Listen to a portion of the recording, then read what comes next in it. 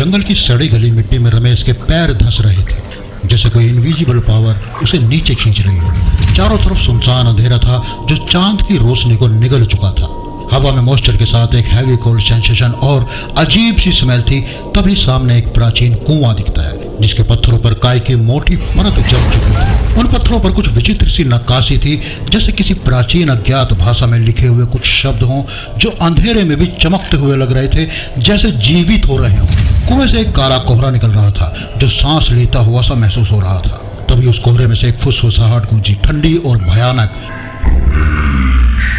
रमेश ने पीछे मुड़कर देखा। उसका दिल जोर जोर से धड़क रहा था, लेकिन वहां कुछ नहीं था, सिर्फ डार्कनेस और जंगल की टेरिफाइंग खामोशी। तभी कोहरे में एक काली परछाई दिखाई देती है, लंबी, बिना चेहरे वाली। उसका शरीर धुएं की तरह लहरा रहा था। उसके हाथ में एक चाकू चमक रहा था जिस पर लाल काले धब्बे सूखे खून की तरह लग रहे थे। उसकी आवाज दर्जनों आत्माओं की तरह गूंज रही थी, जैसे कोई नर्क से चीख रहा हो।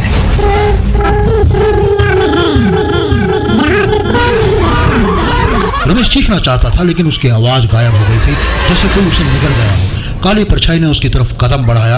उसकी आंखों की जगह चेहरे पर सिर्फ दो चमकती हुई रोशनियां सी थी जो रमेश की आत्मा तक को चीर रही थी। और फिर तभी उसकी आंख खुल गई। और बस यहीं से शुरू होती है तीसरी दुनिया की वो कहानी जिसमें रमेश अपनी ही गलती के कारण जा फंसा था। वो अपने बिस्तर पर था, पसीने से तरबतर। मिट्टी से बने उसके घर में खामोशी थी, सिवाय बाहर से आती हवा की हल्की सनसनी के। छोड़ो यार, एक बुरा सपना था। उसने ये कहते हुए खुद को तसल्ली दी और घर में रखे मिट्टी के घड़े से निकालकर पानी पिया। लेकिन एक अजीब सी बेचैनी और डर अब भी उसके मन में बसा हुआ था। डर भगाने के लिए उसने खिड़की से बाहर झांकना शुरू कर दिया। आकाश काले बादलों से ढका था, लेकिन उसके किनारे लाल रंग से लगे थे, जैसे कोई खून का समुद्र उमड़ रहा हो। ऐसा आसमान उसने पहले कभी नहीं देखा था।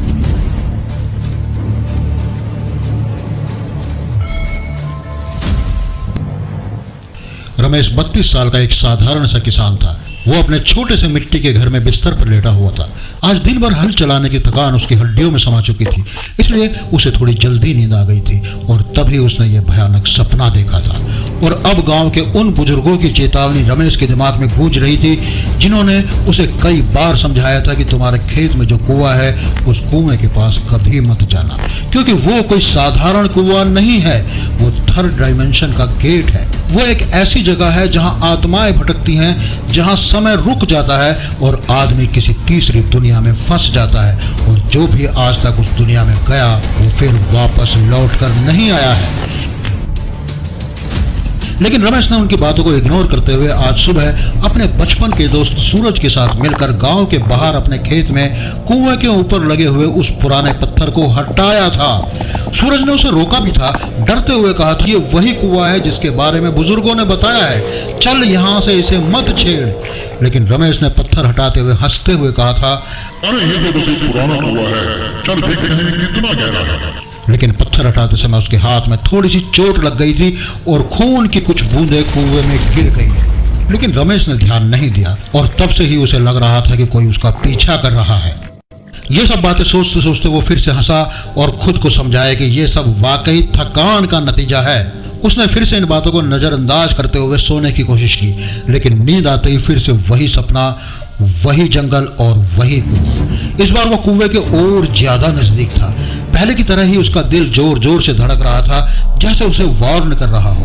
कुएं का वही पत्थर जो काई से ढका हुआ था, जिस पर खुरदरी नक्काशी जैसी भाषा में कुछ लिखा हुआ था, उसे रमेश ने पढ़ने की कोशिश की, लेकिन वो शब्द रमेश को समझ में नहीं आए।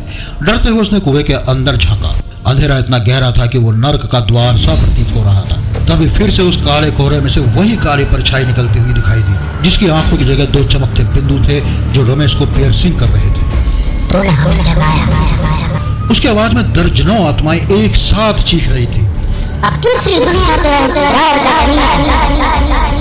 रमेश ने भागने की कोशिश की, लेकिन इस बार कोहरा उसके चारों तरफ लिपट चुका था, जैसे सैकड़ों अदृश्य हाथ उसे जकड़ रहे हैं।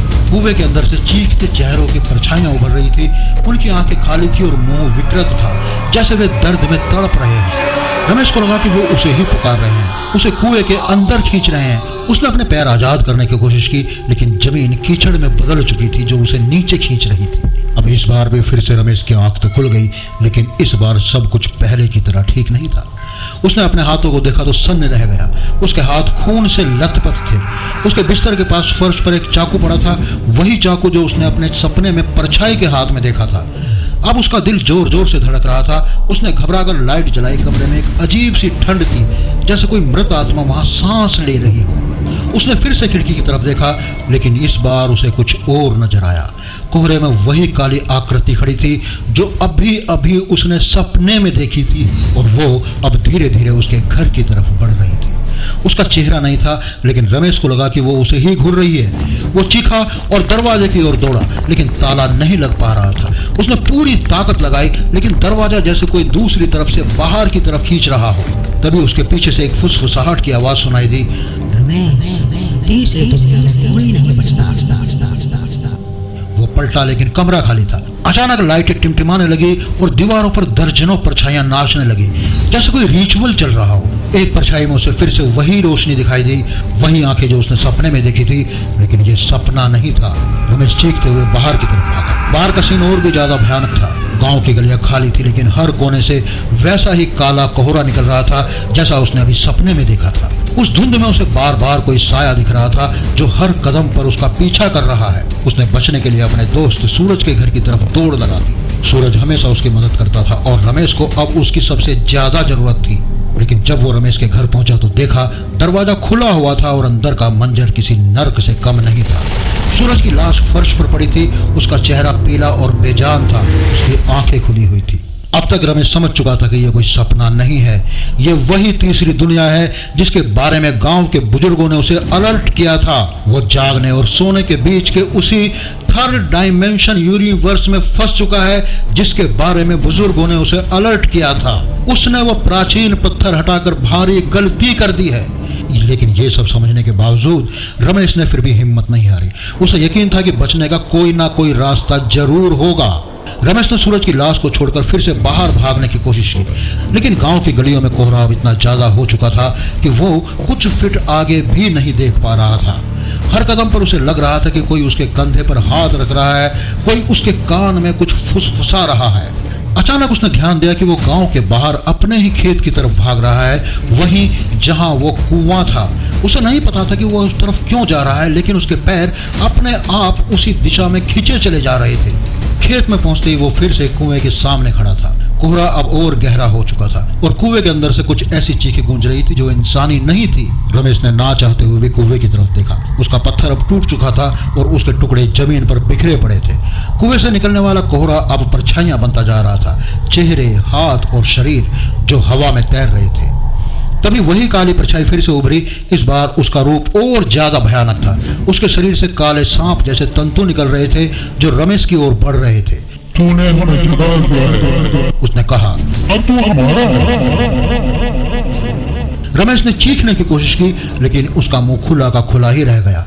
कुएं से निकलने वाले कुछ तंतु उसके मुंह में जा घुसे और कुछ तंतु उसे कुएं के अंदर खींचने लगे। उसने अपनी आखिरी ताकत से कुएं के किनारों को जोर से पकड़ा, लेकिन कोहरा अब उसके शरीर में समा रहा था, जैसे उसकी आत्मा को चूस रहा हो। अचानक कुआं चमक उठा। एक भयानक लाल रोशनी उसमें से निकली और उसमें रमेश को सैकड़ों चेहरों की परछाइयां दिखने लगी। सूरज का चेहरा, गांव के उन लोगों का चेहरा जो सालों पहले गायब हो गए थे, और खुद अपना चेहरा भी। वो चीखा, लेकिन उसकी आवाज कुएं में गूंजकर खामोश हो गई। अगली सुबह आते जाते जब गांव के लोगों की नजर सूरज के खुले हुए घर की तरफ गई तो वो शॉक्ड हो गए। रमेश का घर खाली था और उसका बिस्तर खून से सना हुआ था। गांव वालों ने उसके खेत में कुएं की तरफ देखा जहां कोहरा अब भी लहरा रहा था, लेकिन कोई वहां जाने की हिम्मत नहीं कर सका। बुजुर्गों ने फुसफुसाते हुए कहा, जिसका डर था वही हुआ। तीसरी दुनिया ने उसे ले लिया। कुएं के पास अब एक नया पत्थर रखा गया जिस पर फिर से लिखा गया, यहाँ जो आएगा वो कभी नहीं लौट पाएगा। गांव के कुछ लोग अब भी अक्सर कहते हैं कि रात के अंधेरे में जब कोहरा गांव की गलियों में फैलता है तो उन्हें उसी कुएं की तरफ से आती हुई रमेश और सूरज की चीखें सुनाई देती हैं, जैसे वो अब भी उसी तीसरी दुनिया में फंसे हुए हैं और किसी को सहायता के लिए पुकार रहे हैं।